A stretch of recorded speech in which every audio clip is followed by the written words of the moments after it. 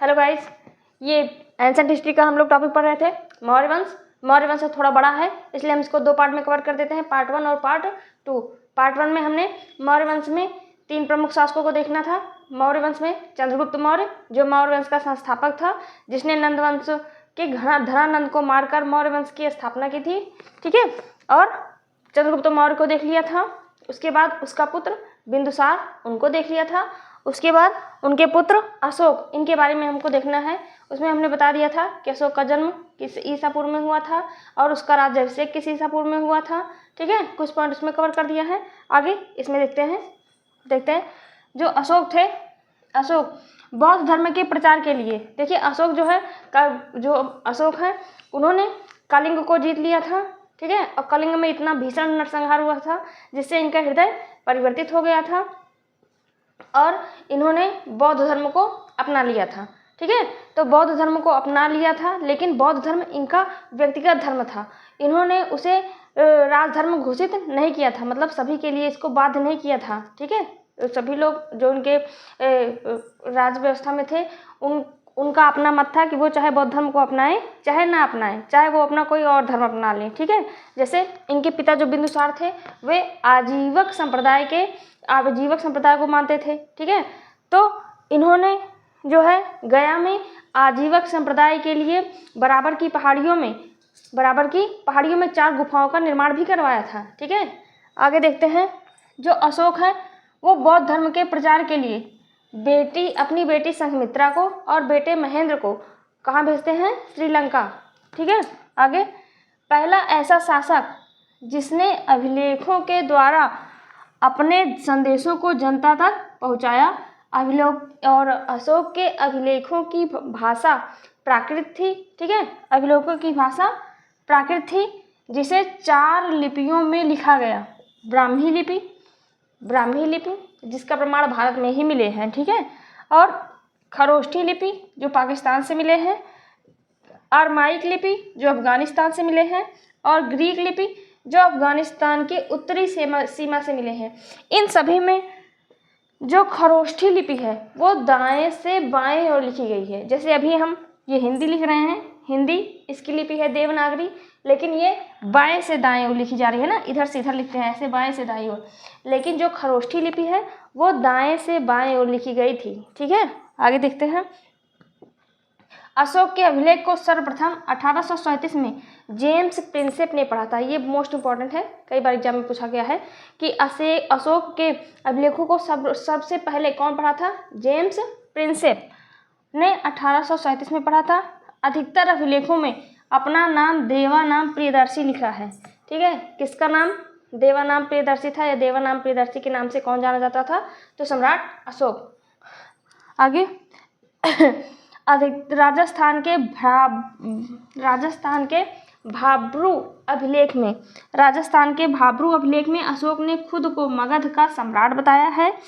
मध्य प्रदेश के गुर्जरा तथा कर्नाटक की मास्की, नेदर तथा उदय गोलान अभिलेखों में अशोक का स्पष्ट नाम अशोक ही लिखा है। ठीक है, अशोक के 14 अभिलेख की बात करें तो अशोक के कुल 14 अभिलेख थे। अब हमें 14 के 14 नहीं याद करने हैं, सबसे इम्पोर्टेंट है 13वां शिलालेख। इसमें कलिंग युद्ध की चर्चा है। ठीक है, कुल 14 थे, 14 अभिलेख या 14 शिलालेख, लेकिन हमें सिर्फ जो इम्पोर्टेंट है उसको याद करना है। सबसे पहला शिलालेख में था अहिंसा पर बल दिया गया और पशु बलि की निंदा की गई। ठीक है, पहले इसके शिलालेख में कहा गया कि अहिंसा पर बल दिया गया, क्योंकि इसने अपने जीवन में 2 बड़े नरसंहार किए थे ना, 2 बड़े पैमाने पे। एक हुआ था जो तक्षशिला में विद्रोह था, उसको दबाने में यही सफल रहा अशोक ही।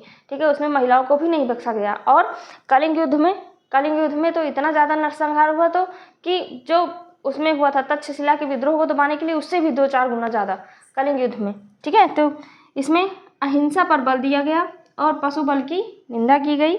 दूसरा शिलालेख में मनुष्य के साथ पशु चिकित्सा की भी व्यवस्था की गई। आगे तीसरे शिलालेख में अशोक ने 3 अधिकारी, राजुक, युक्तक और प्रदेशक की चर्चा की, जो धम्म प्रचार के लिए थे। ठीक है, धम्म क्या है? अशोक वाले में जो धम्म है प्रादेशिक की चर्चा की जो धर्म प्रचार के लिए थे। आगे देख लेते हैं अशोक का 13वां शिलालेख, इसमें कलिंग युद्ध की चर्चा है, ये मोस्ट इंपॉर्टेंट है। अगर हम अध्यक्ष की बात करें तो अध्यक्ष तो बहुत सारे बनाए गए, लेकिन हमने यहाँ पे 2 ही इंक्लूड किया है जो इम्पोर्टेंट है। सबसे ज़्यादा इंपॉर्टेंट ये सीता अध्यक्ष है, ये बहुत बार पूछा जाता है सीता अध्यक्ष, ठीक है। शुल्काध्यक्ष व्यापार से प्राप्त कर या चुंगी एकत्रित करना, सीता अध्यक्ष कृषि विभाग से रिलेटेड था, ठीक है। सामाजिक व्यवस्था, मौर्य काल में सामाजिक व्यवस्था कैसी थी तो चाणक्य ने बताया, चाणक्य कहे चाहे कौटिल्य कहे चाहे विष्णुगुप्त कहे, इन्होंने बताया अपने अर्थशास्त्र में कि 4 वर्णों का उल्लेख मिलता है, ब्राह्मण, क्षत्रिय, वैश्य और शूद्र। जबकि मेगास्थनीज किसके दरबार में आया था, आप लोग नीचे कमेंट बॉक्स में कमेंट करके हमको बताएंगे, ठीक है। मेगास्थनीज को सेल्यूकस निकेटर ने भेजा था, किसके दरबार में भेजा था, अपना राजदूत बनाकर, और मेगास्थनीज की पुस्तक का क्या नाम था, चलिए। जबकि मेगास्थनीज ने आर्थिक आधार पर भारतीय समाज को 7 वर्गों में बांटा है, दार्शनिक, कृषक, पशुपालक, व्यापारी, शिल्पी, सैनिक, निरीक्षक और मंत्री। ये बहुत बार पूछा गया है कि चाणक्य ने अपने अर्थशास्त्र में 4 वर्गों का उल्लेख किया है, लेकिन जो मेगास्थनीज था उन्होंने 7 वर्गों में बांट दिया है आर्थिक आधार पर। भारतीय समाज को कितने वर्गों में बांट दिया है, 7 वर्गों में। मौर्यकालीन सैन्य व्यवस्था देख लेते हैं। यूनानी इतिहासकारों के अनुसार चंद्रगुप्त की सेना में 6 लाख पैदल, 30,000 अश्वारोही, 9,000 गज सेना हाथी वाले सेना और 8,000 रथ सेना थी। मौर्यकालीन में उच्च अधिकारियों को महामात्रा कहा जाता था। कौटिल्य के अनुसार राजा को परिस्थिति अनुसार 3 प्रकार का युद्ध करना चाहिए। परिस्थिति के अनुसार कितने प्रकार के, 3 प्रकार के युद्ध करना चाहिए। कौन कौन से, प्रकाश युद्ध, प्रकाश युद्ध मतलब प्रत्यक्ष रूप से जो युद्ध होता है, आमने सामने का युद्ध, ठीक है। कूट युद्ध, चालाकी वाला युद्ध या छल कपट वाला युद्ध, और तूषणी युद्ध मतलब अप्रत्यक्ष रूप वाला, इसे युद्ध भी कह सकते हैं। तूषणी युद्ध को मतलब शत्रु राज्य में गृह युद्ध छिड़वा देना, ठीक है। आई थिंक आपको समझ में आया होगा। आगे हम नेक्स्ट टॉपिक लेकर आएंगे।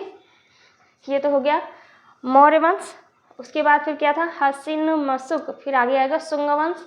अब हम शुंग वंश, कण्व वंश और सातवाहन वंश कोशिश करेंगे एक ही वीडियो में कंप्लीट हो जाए। Thanks for watching my video. Please like, share and subscribe my channel.